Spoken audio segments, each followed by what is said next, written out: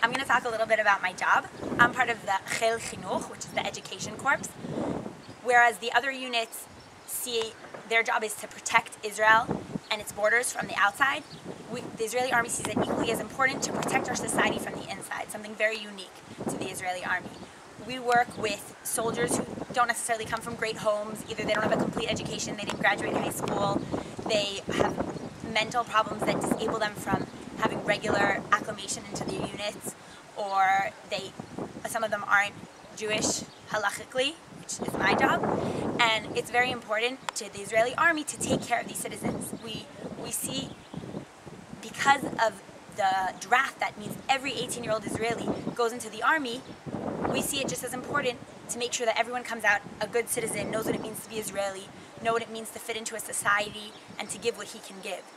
So our jobs are to, during the time that these soldiers are in the army, they wear a uniform, they get a salary, they're completely under the army's responsibility, and they sit down and they can learn English and math and geography, or they have special commanders who understand what it means that they have OCD and they can't run or they can't sleep in a bed that's out of their home. This is, for many of their soldiers, the first time they're ever sleeping away from home. They're 18 years old, and they would not be able to just be thrown into their regular units. So we take it upon ourselves to train special commanders and give them that special attention that they need to allow them to be able to get out, let's say, once a week, whereas in the normal units that would not be an option.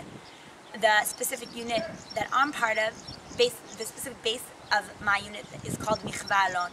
There's also an ulpan there for soldiers who don't know Hebrew. People come, a lot of my friends who didn't know Hebrew when they came to Israel went to 3 months in this special base before their regular units. They learned Hebrew together with basic training, and then they went out into their regular units. And we see it important to take care of the personal problems. Now these soldiers, when they get out of the army, they're going to be able to have Hebrew, they're going to be able to go buy milk in the supermarket, they're going to be able to have an education, to be able to get into college.